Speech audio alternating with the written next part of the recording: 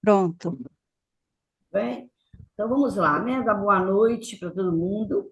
Boa Começar o noite. nosso estudo, vamos fazer a nossa prece, porque hoje o nosso orador, que é o Rafael, que ele viria, ele teve um imprevisto lá no serviço dele. Acho que ele trabalha no banco e avisaram que ele ia ficar até mais de 9 horas da noite no serviço. Então, hoje, eu vou fazer o estudo para a gente. Nós vamos fazer o estudo juntos. Não vamos seguir a sequência do o tema que ele faria, que estava muito bem preparado, vamos deixar para uma próxima hora, mas a gente vai fazer um outro tema aqui também, que a gente pode, todo mundo ir agregando conhecimento, perguntas, pode perguntar para a Silvia, tudo que vocês quiserem que ela responde, tá? Então, a cara dela lá. Vamos fazer a nossa prece para a gente iniciar. Mestre Jesus, querido amigo, mais uma vez estamos aqui, Senhor, gratos pela sua companhia, gratos por nos conduzir, Jesus, a essa sala, e que aqui possamos refazer as nossas energias, reabastecer as nossas forças para continuar a nossa jornada, trilhando esse caminho da verdade, da justiça, da misericórdia que nos ensinou. Muito obrigado, Senhor. Se conosco, que assim seja. Gente, nós vamos hoje, então, vamos ver uma passagem para a gente estudar um pouquinho sobre ela, uma passagem que é dito para nós que nós não entendemos se ela é uma parábola ou se não é uma parábola. Nós vamos lá em Marcos, no capítulo 11, no versículo 15 a 19. Eu vou fazer a leitura, ele é rapidinho, para a gente poder começar a contextualizar, tá? Então, ele diz o seguinte: dirigem-se a Jerusalém, entretanto, no templo, começou a expulsar os que vendiam, os que compravam no templo, e derribou as mesas, os cambistas e as cadeiras e dos vendedores de pombas, e não permitia que ninguém transportasse utensílio através do templo. Ensinava e dizia a eles: não está escrito que a minha casa será chamada casa de oração para todas as nações?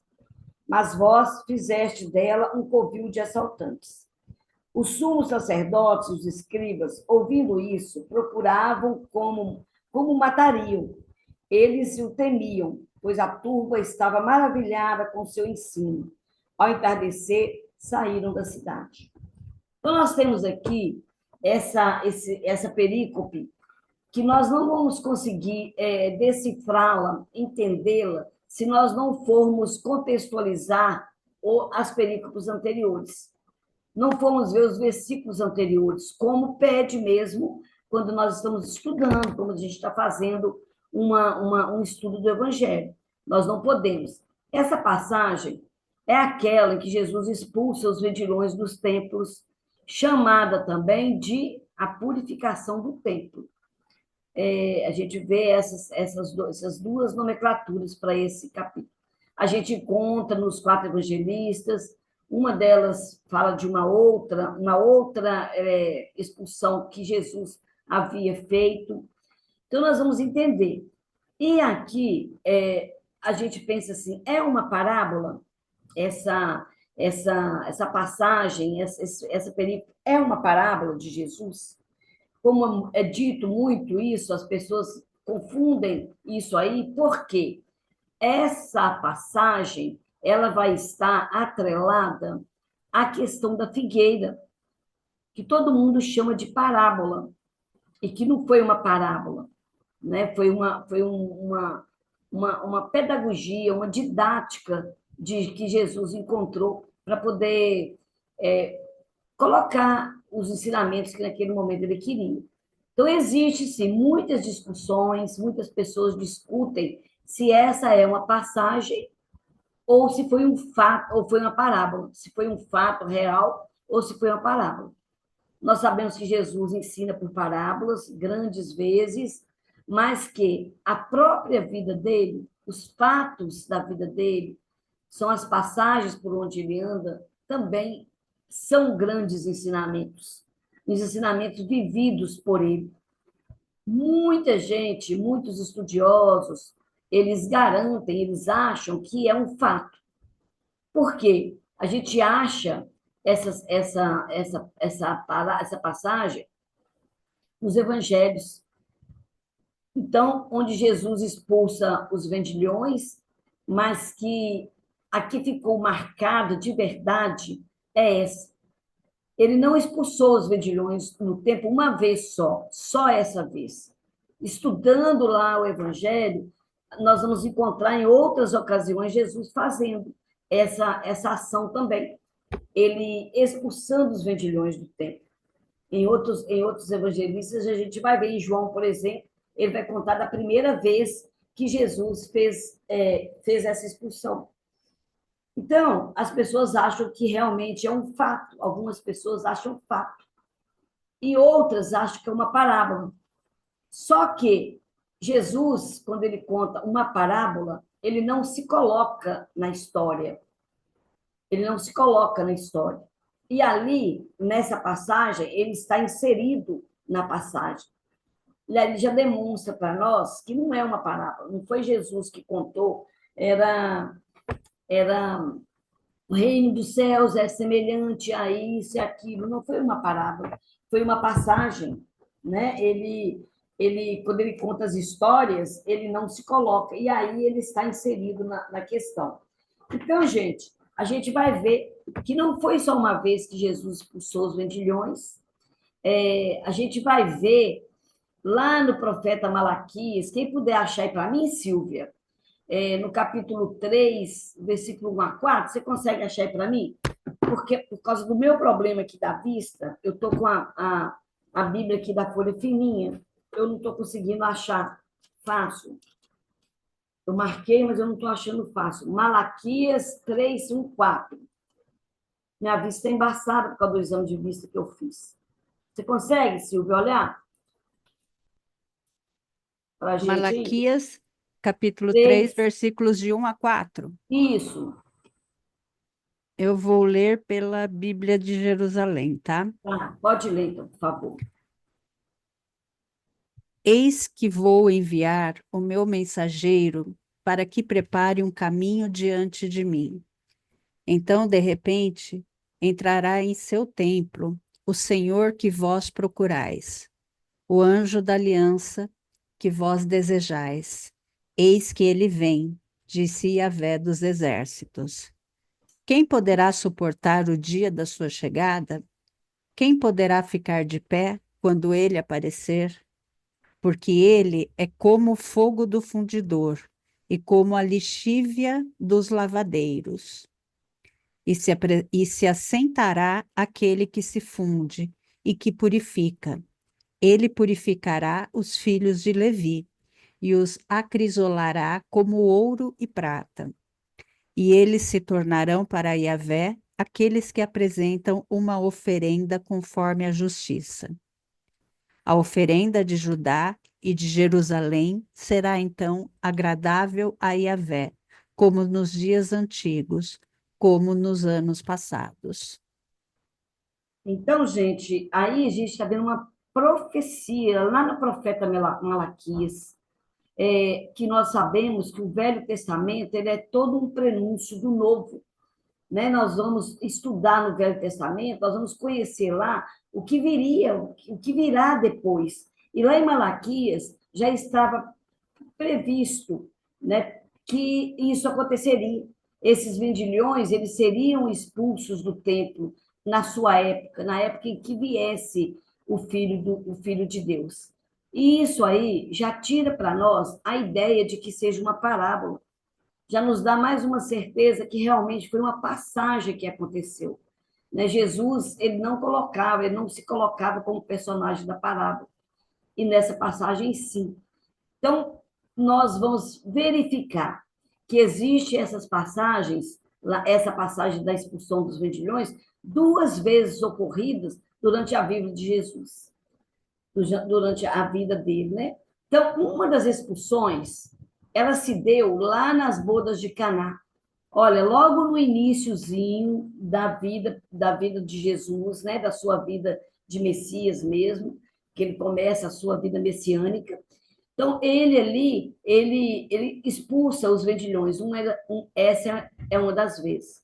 A outra vez, aqui citada nessa perícope que nós estamos estudando hoje, é a que está próxima à crucificação do Cristo, às vésperas da crucificação dele. Então, por duas vezes, ele fez essa expulsão. E 3 anos de diferença dividem, separam esses duas atitudes dele. O primeiro ano, no primeiro ano de sua vida messiânica, e a segunda, perto da sua crucificação. Então, 3 anos de diferença entre uma expulsão e outra dos templos.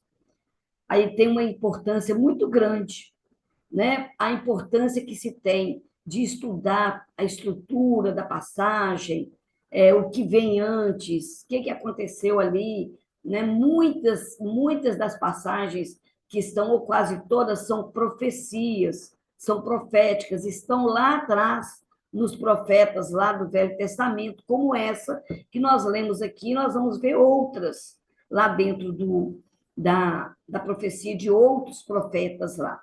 Então, é importante estudar toda a estrutura da passagem, para que nós possamos entender realmente, né, as bases das passagens do Cristo, principalmente hoje, que nós estamos vindo aqui, ela garante a condição de Jesus como Messias, porque são passagens proféticas, que estão lá no Velho Testamento. Elas vêm dizer para nós com toda certeza que Jesus era o Messias prometido. Então, naquela época, o templo estava, naquela época, dado aos cambistas, aos comerciantes, estavam lá fazendo daquele templo, que seria a casa de oração do Pai, nós vamos ver uma outra passagem onde se fala isso, estavam fazendo de comércio, vendendo de tudo, né?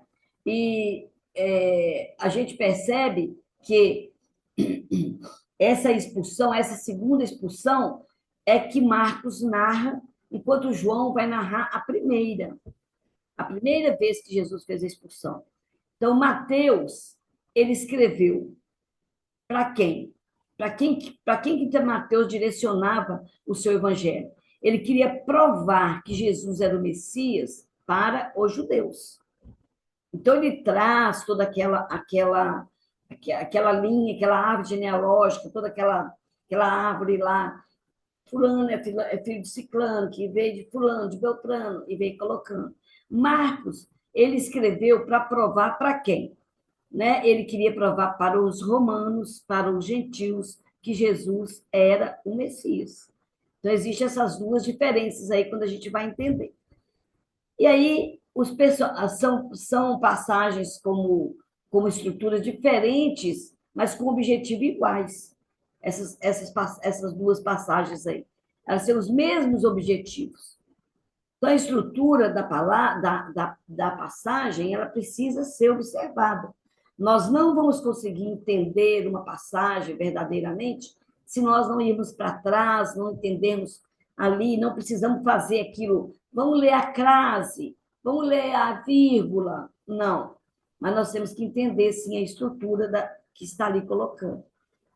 Essa segunda purificação do templo, que é a segunda expulsão dos vendilhões do templo, ela é mais rica. Ela é mais rica porque ela traz um aprendizado. Ela traz para a gente um aprendizado.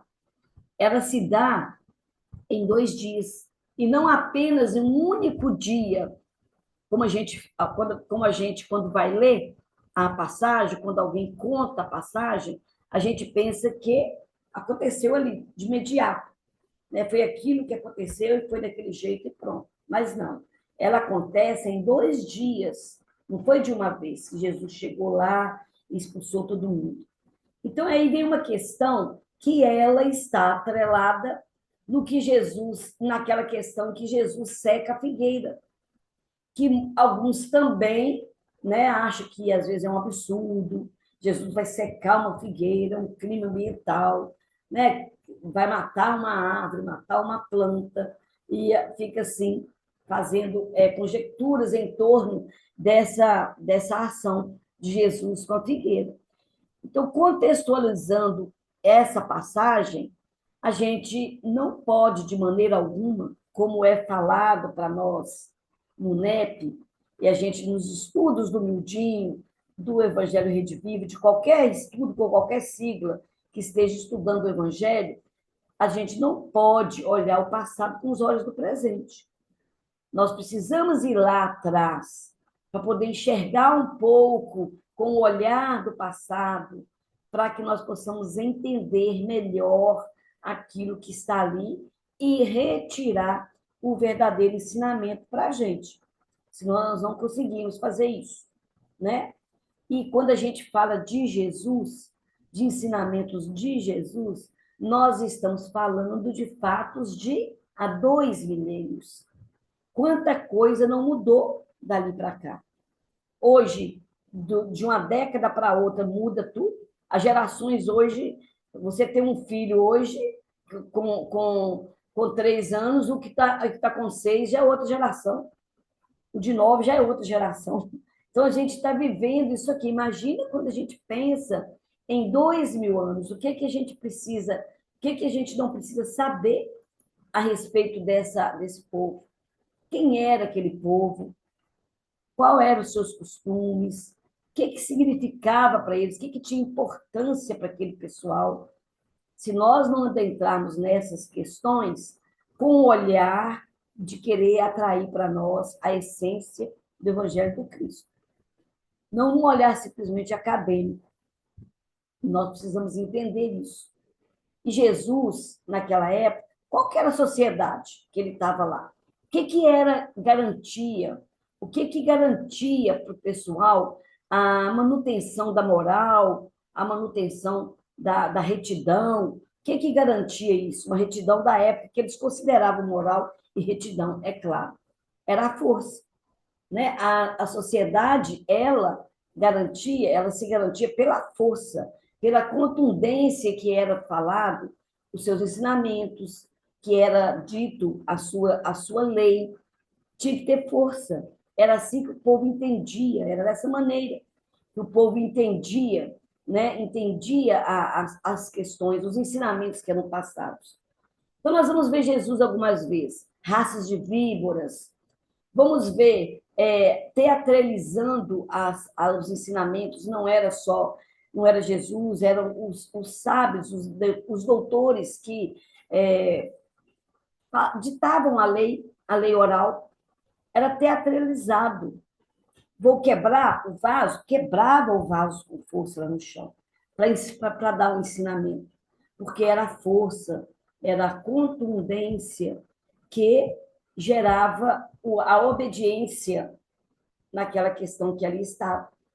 Muitas ações de Jesus, como essa de dizer raças de víbora e outras questões que ele dizia, né?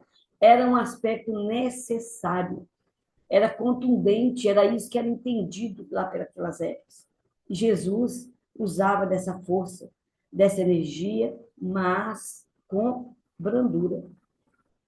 Jesus não usava a força como os outros doutores, os outros sábios, ditos sábios, né? Os governantes. Ele não usava a força como os outros usavam, mas ele usava a força. Era importante, era necessário que essa força fosse expressada para que ele pudesse entender. Nós vamos, então, perceber que Jesus ali, né, nessa maneira, com o templo todo lá, daquela balbúrdia, né, o pessoal fazendo aquela confusão lá, ele tinha que ter alguma palavra mais forte. Ele precisava ter uma ação mais contundente do que ele falava, para se entender. Então, e o templo, o que era o templo naquela época? O que era o templo? Vamos lembrar, Templo de Salomão, que era aquele templo adorado, que foi destruído, pelos babilônicos, né? Foi destruído, foi reconstruído depois por Herodes, era onde caía o maná dos céus, e onde foi dito assim: habitarei a casa do Senhor por muitos dias. Esse era o templo. Então, era sagrado. Isso já tinha sido dito também lá para trás, lá nos profetas, como nós lemos o primeiro aqui. Mas outros também citaram. Se alguém lembrar aí, lá no Velho Testamento, onde tenha alguma citação assim, nesse sentido, pode falar para a gente, tá, gente? Então a gente vai ver que o templo era muito sagrado. Era muito sagrado. Jesus era judeu, ele era cumpridor da lei mosaica. Ele sabia que aquilo era uma coisa sagrada para todo mundo, que não poderia estar acontecendo de maneira alguma aquele comércio ali dentro que estava acontecendo. Ele sabia que não podia estar acontecendo. Era muito importante para o povo aquele tempo. O desrespeito estava sendo muito grande. A venda, os cambistas estavam ali vendendo as oferendas, bodes, ovelhas, pombas. E o pior de tudo, né? O dinheiro estava sendo dividido entre os cambistas e os sacerdotes. Então, por que gente que vendia bode, ovelha, pomba? Alguém sabe por quê? Consegue explicar? Consegue entender? Por que se vendia bode, ovelha, pomba lá dentro do templo? O que é isso? Por que o pessoal estava assim, vendendo isso aí lá? Para o sacrifício, tia? Para É, sacrifício? era para sacrifício, Oferenda? eram as oferendas. A gente lembra lá de Isaac, que foi trocado por um carneiro? Então, o que acontecia? Os mais ricos, eles podiam comprar ovelha, bode, né? Eles tinham dinheiro, tinham recurso para comprar. Mas pobre não tinha. Aí comprava pomba, né? E o dinheiro que eles trocavam, isso era dividido entre eles lá. Porque a oferenda era um rito, era uma condição que eles tinham lá. Então, a gente percebe que isso era o quê? Um abuso da fé alheia. Era um desrespeito você ter isso lá dentro. Um desrespeito muito grande. E Jesus, vendo aquilo, né, ele ficou indignado. Por quê? Por quê? Porque na primeira purificação, no primeiro momento, lá 3 anos antes dessa aqui, quando Jesus começou a sua vida messiânica, Jesus ele vai expulsar os vendilhões do templo como um aviso. Ele expulsa como se fosse um aviso. Vocês não sabem que isso aqui é um templo de respeito, de fé, onde eu vou habitar, meu pai vai habitar essa casa, e vocês estão fazendo isso. Não façam mais isso. Isso na primeira expulsão, né? Na primeira purificação. Aí, 3 anos depois, vem essa segunda purificação. Essa segunda fala que foi os vendilhões, né? Daquele expulsos os vendilhões. E aí, essa veio lotada de ensinamentos. Não foi só mais um aviso. Foi um ensinamento que Jesus veio trazer nessa passagem. 3 anos depois do que ele tinha avisado lá atrás. Agora ele já estava perto de ser crucificado. Já estava bem na mira do pessoal, né? Então, 3 anos após a primeira, ele entra no templo e o que ele vê? Nada mudou. Nada mudou. Continua o abuso da fé alheia, continua o enriquecimento sem causa, né, ilicitamente, continua. Ele passou os 3 anos, começou a sua pregação, continuou a sua pregação, continuou dizendo, e tudo continuava da mesma forma. Então, a gente vê como que era importante a gente entender essa questão da contundência de Jesus, da força que ele precisava usar, a importância que tinha isso aqui dele. Então, a gente vê, nós vamos na passagem, a gente não pode ir a essa passagem sem conhecer os versículos anteriores. Nós não entenderíamos isso. A gente acharia simplesmente que Jesus chegou lá, surtou, né? Jesus deu um surto lá dentro da igreja, saiu derrubando tudo e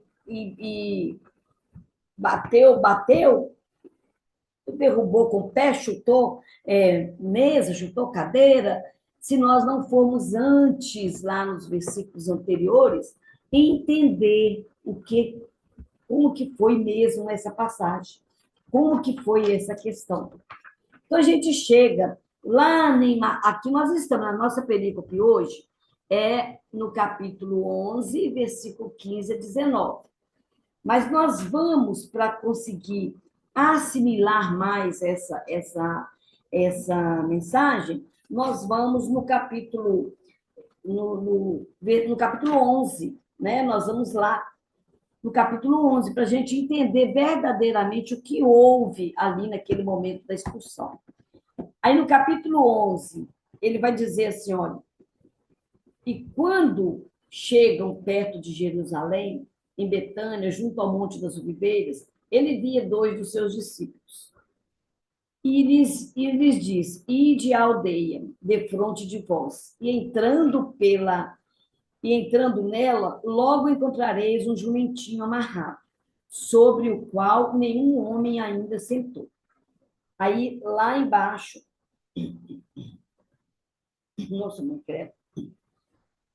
Lá embaixo, no versículo 15, 5, ele começa a dizer assim, no versículo 11, ele começa a dizer assim, e entrou em Jerusalém, no templo, olhando tudo ao redor, já sendo tarde, saiu para Betânia com os 12.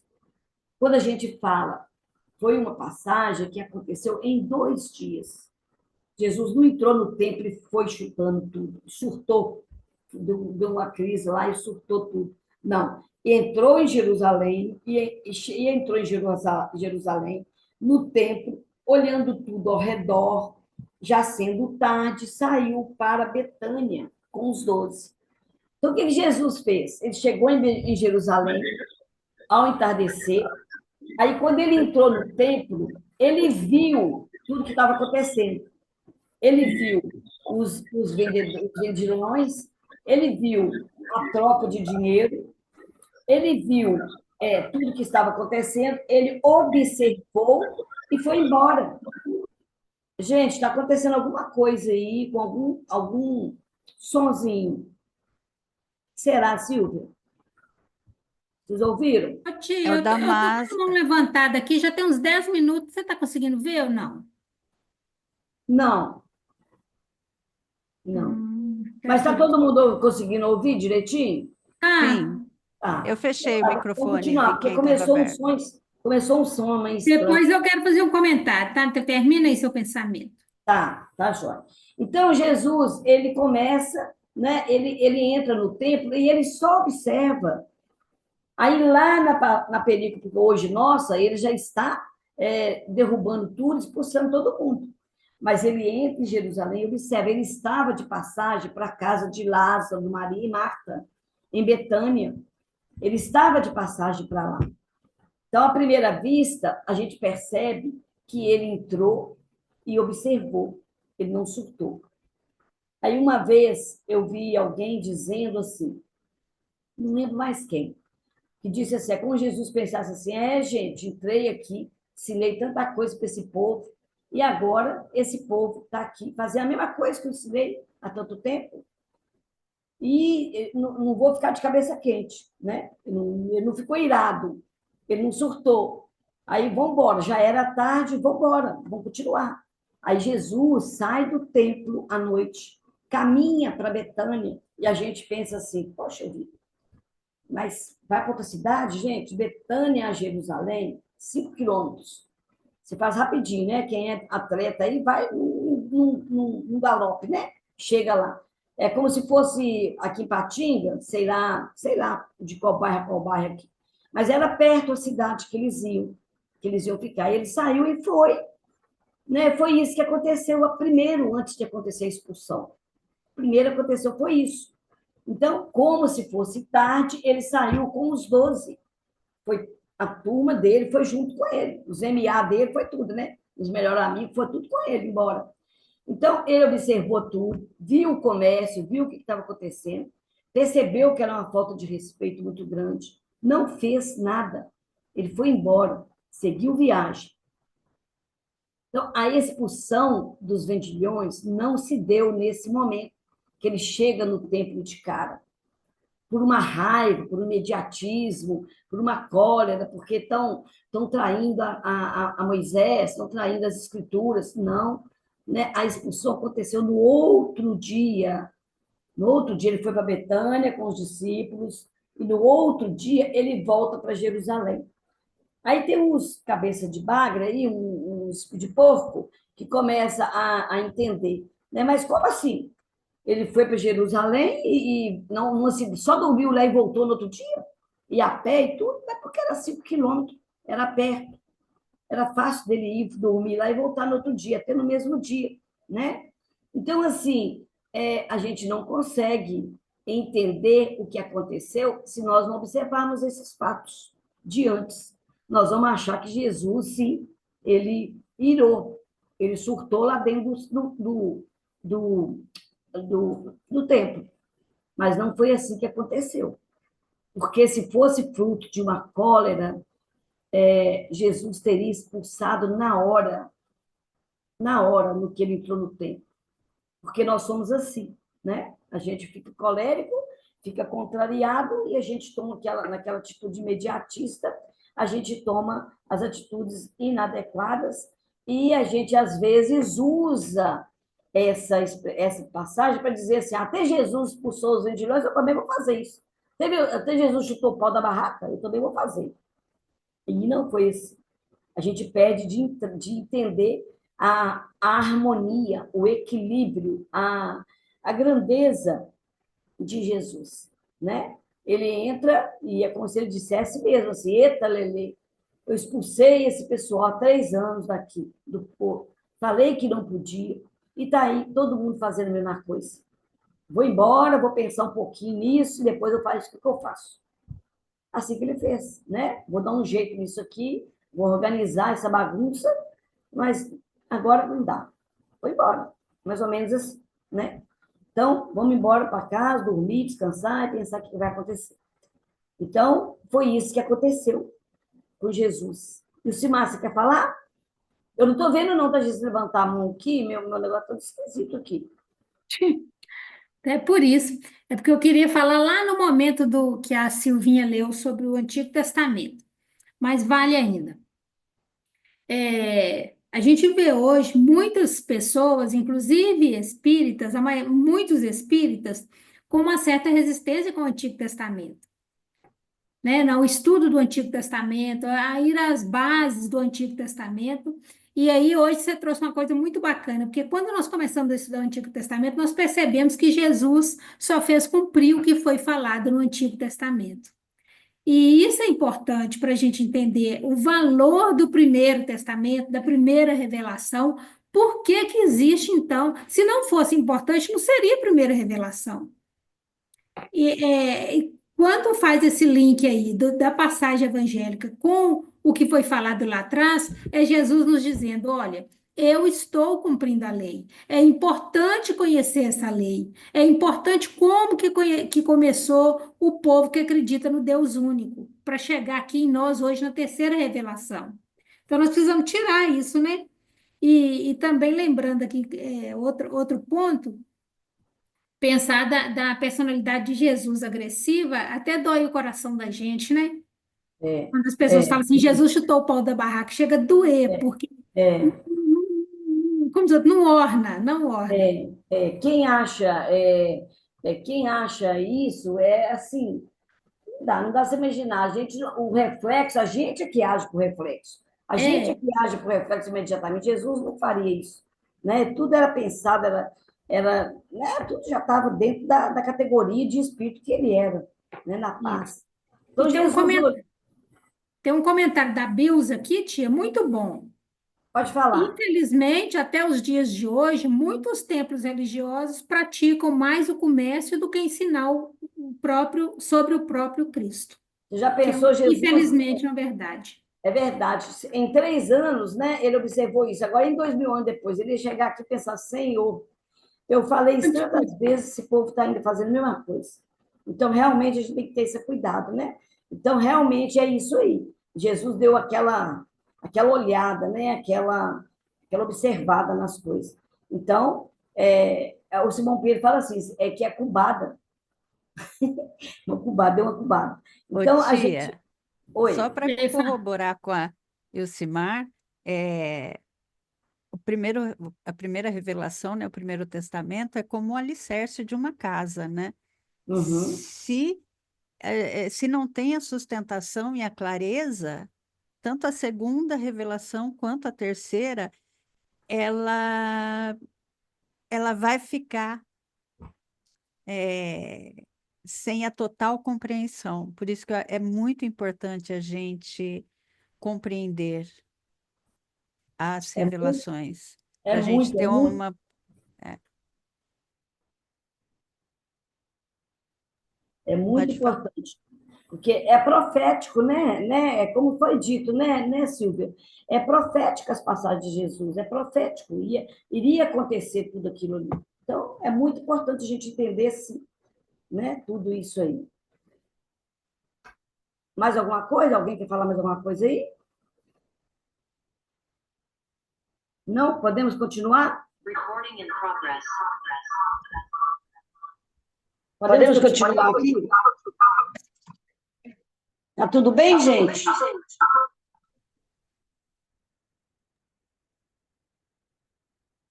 Pode continuar, tia. Tá certinho. Microfone fechou, Conceição? Está fechado. Abre o microfone, Conceição.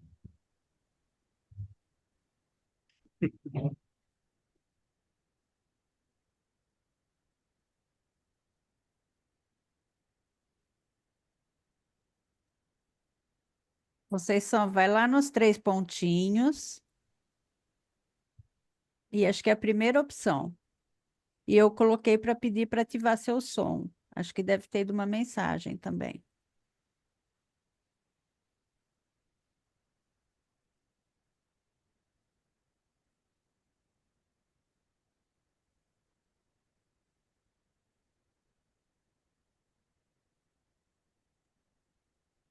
Só enquanto a tia vai lá, para a gente quando eu falar do tempo, Opa, perdão, agora fui eu, Ilcimar. Agora fui eu que eu estava tentando arrumar o da tia.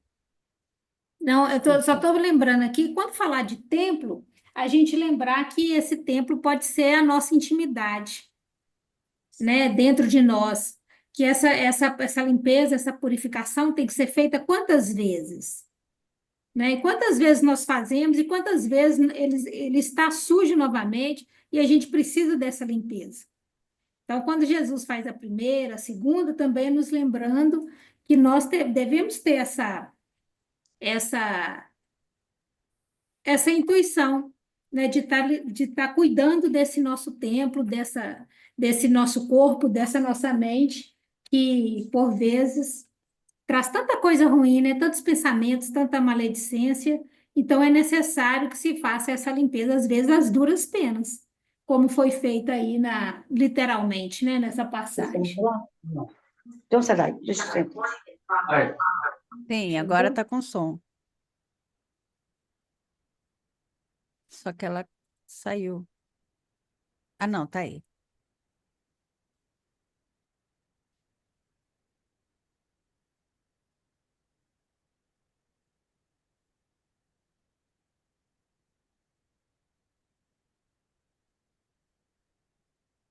Conceição, vai lá nos 3 pontinhos. Deixa o cursor do mouse em cima.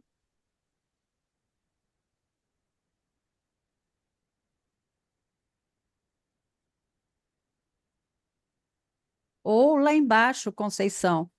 Lá no canto esquerdo, embaixo, tem áudio e tem vídeo. É só clicar no áudio.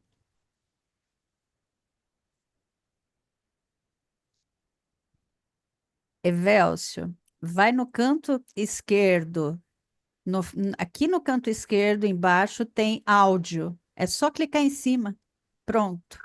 Já tá com som. Tá bom. Já tá. Agora, peraí. Só um instante. Não mexe no escuridão. Como que aumenta? Peraí, aqui. Pronto. Eu estou no celular. Voltou? Ai, gente, na outra encarnação ainda vou aprender a fazer isso. Então, vamos lá. Está ouvindo? Tá. Então, tá. Então, vamos ouvir, então.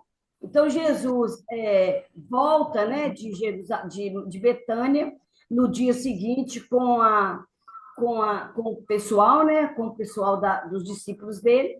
E aí é que vai entrar a questão da figueira, que todo mundo pensa que é uma parábola, e não é uma parábola, foi uma passagem, na verdade, né? Foi uma passagem, porque existem duas questões de figueira no Evangelho. Uma é a figueira estéril, sim, é uma parábola, e essa figueira dessa passagem não é uma parábola. Então, quando Jesus vem, então, de Betânia, voltando para Jerusalém, é que Jesus vai ver uma figueira com as suas turmas, folhas, né? Então, ele foi ver se nela tinha frutos. A gente viu isso aí, se nela tinha frutos. E não tinha. Por que não tinha? Porque não era época de frutos. E Jesus disse, então, que não coma, que nunca ninguém coma desse fruto. E os discípulos ouviram aquilo. Eles estavam entendendo o que Jesus tinha dito. E aí começou aquela dúvida, mas como assim? Não era época de fruto. Ele sabia que não ia encontrar frutos. Por que então que ele tá procurando frutos? Não teria mesmo naquela época, né? Então, gente, a gente começa a entender o significado da figueira.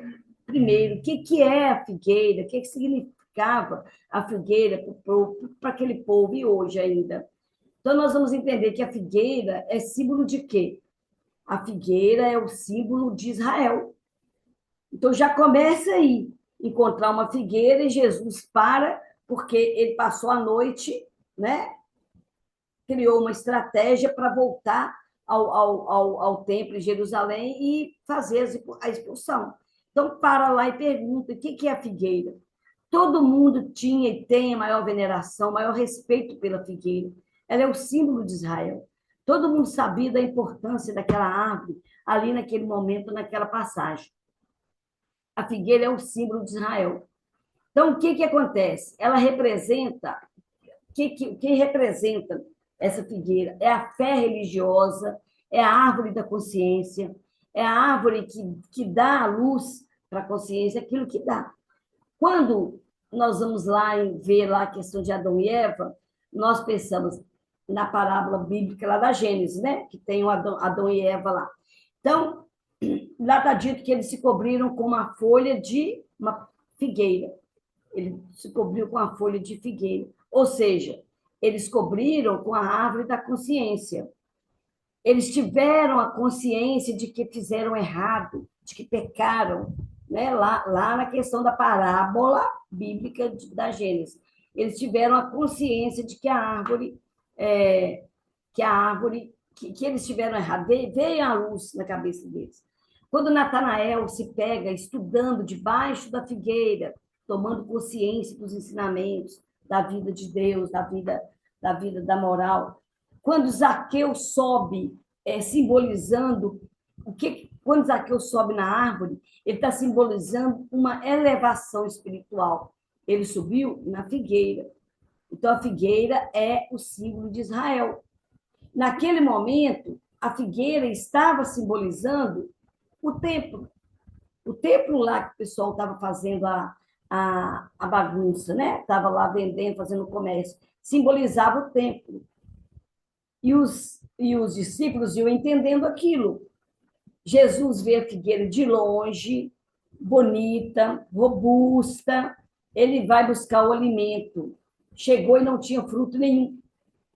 Era aquela árvore que estava toda linda, não tinha fruto nenhum, né? E simbolizava o templo mesmo, que visto de longe era o quê? Lindo, maravilhoso, bonito, frondoso, mas que não estava dando fruto, que deveria estar dando. Estava, pelo contrário, as pessoas usando do templo para fazer coisas do mundo.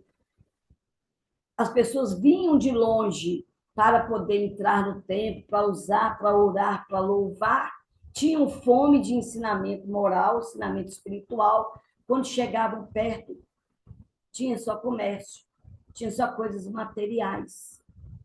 E aquela figueira estava representando o templo, né? E encontrava só, o pessoal ia encontrava só superficialidade, não encontrava a essência do que Jesus tinha dito, do que Moisés tinha dito.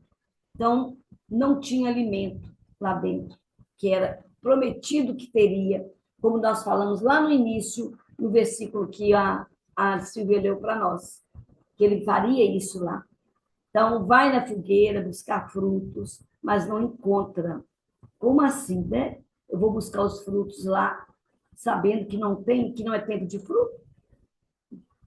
Como assim? É incoerente. Eu sei que lá não tem, eu vou buscar. Porque a figueira, primeiro, ela dá o fruto. Depois caem, e que vem as folhas, que fica toda frondosa, toda bonita, toda enfolhada, né? Isso aí dá um ensinamento para nós, que os frutos têm que ser dados em qualquer época. Nós, frutos, nós somos figueiras, os templos. Quem chegar em nós, na Páscoa, fora da Páscoa, no Natal, no Dia das Mães, Dia dos Pais, fora essas datas importantes, a gente tem que ter fruto para oferecer. Nós, enquanto templo que somos, temos que ter esse fruto para oferecer. E a gente não pode reverenciar só nos domingos, na reunião pública, na reunião de paz, na reunião de estudo do ESD, do NEP. Nós temos que reverenciar o templo toda a época, e principalmente o templo nosso, somos nós, o nosso coração. E o templo tinha que dar frutos na qualquer época, e não estava dando, né? Então, ele, como ele se dissesse assim, esse templo não pode subsistir desse jeito, não pode continuar desse jeito. As coisas têm que mudar. E o que aconteceu 40 anos depois com esse templo? Né, com esse templo que o pessoal estava fazendo o comércio, dos anos 70. O que aconteceu? Ele foi destruído pelos romanos, foi destruído. E até hoje não se tem mais o templo. Mas tem o quê? A veneração pelo templo, que são o Muro das Lamentações, que a pessoa vai lá e coloca a sua fé.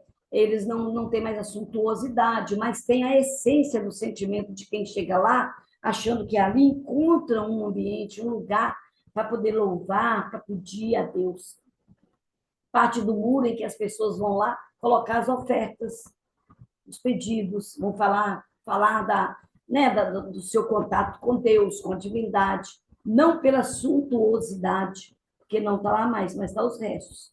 Então, quando Jesus propõe a secura da figueira, ele está se referindo ao templo, que ninguém mais coma desse fruto, um fruto de ti. Ele estava dizendo que ninguém mais aproveitaria daquele templo se continuasse daquele jeito. Precisava de ter uma reforma. Então, nos anos 70, Israel é invadida e o templo é destruído. Não mais reerguido, né? Ficou lá o muro, porque era um monte de pedras, sua função tinha se perdido ali naquele momento. Os discípulos ouviram isso, viram, eles chegam no templo, lá, né, no outro dia, depois passou pela figueira, e Jesus, então, vai expulsar os vendilhões, os que vendiam. Derrubou mesa, derrubou cadeira, os que vendiam as pombas, né? E disse para eles, não está escrito que a minha casa será chamada casa de oração de todas as nações, para todas as nações? Isso nós vamos lá entrar em Marcos, no capítulo 11 também. Então, na primeira purificação, ele advertiu e foi embora. E na segunda, ele traz esse ensinamento enorme. E nós vamos encontrar isso também lá em Isaías, quando ele diz lá: a minha casa será chamada a casa de oração do meu Pai. Vós, porém, tem transformado em covil de salteadores. A profecia, lá no Velho Testamento, em Isaías. Né? Então, ensinos proféticos, Malaquias, Isaías, Jeremias, covil de ladrões, tudo previsto, profetizado lá no Velho Testamento. Não foi uma passagem qualquer que aconteceu ali. Havia toda uma estrutura ali profética que acontecesse. Né? Quando ele faz aquilo com a figueira, é como ele se dissesse assim, como se ele estivesse falando com os discípulos: é isso que eu vou fazer lá no templo, vou secar, porque está tudo enfolhado demais, bonito demais, não adianta, e ninguém não dá o fruto. Os sacerdotes, então, que vai falar aqui, lá, já na perícope que nós estamos estudando hoje, Marcos, deixa eu achar aqui de novo. Aí nós vamos ver lá, né? Os sacerdotes e os escribas, ouvindo isso, procuravam como o matariam. Eles o temiam. Quando eles viram Jesus, ele chegou cedo, gente, olha para você ver. Ele chegou de Betânia cedo lá em Jerusalém, então ele ficou o dia inteiro lá, expulsando vendilhões, né? E os sacerdotes vendo aquilo, estava vendo e ouvindo o que ele estava dizendo. O temor sobre Jesus cresceu, porque eles temiam muito Jesus. Na hora que eles ouviram todo mundo conversando, ouvindo, dando atenção ao Cristo, eles temiam. Aí começaram o burburinho. Agora é hora de pegar, agora não podemos deixar ele passar daqui. Vamos criar estratégia, vamos pegar ele. E daí, quando foi no fim da tarde, ainda fala assim, ao entardecer, saíram da cidade. É dito aqui. E aí, então, a multidão maravilhada com o que ele tinha dito, né? E tudo que aconteceu lá, os sacerdotes, então, fizeram toda a trama ali, agora ou nunca. Nós vamos pegar ele agora ou nunca, né? E foi assim que se deu os vendilhões do templo. A gente conhecendo toda a estrutura da passagem, né? Para a gente poder entender o que aconteceu. É por aí que a gente entende o Evangelho do Cristo, né? É isso aí, gente. Ele ia falar hoje, o Rafael ia falar sobre os frutos, né, das árvores. Ele ia falar. Como ele não pôde, a gente fez esse estudo que a gente já tinha feito aqui no nosso MEP presencial. Alguém quer falar alguma coisa, fazer alguma colocação?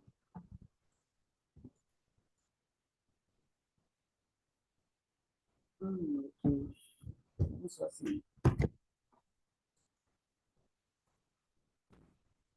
Meu bem.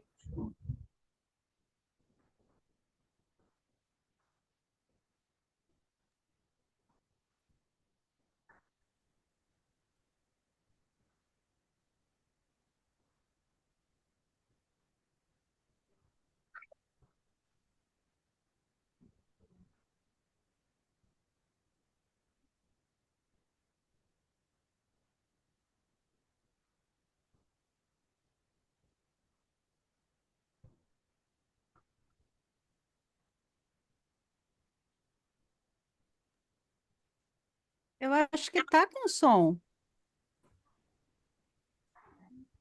Ela não perdeu o som, Está aberto o som da tia.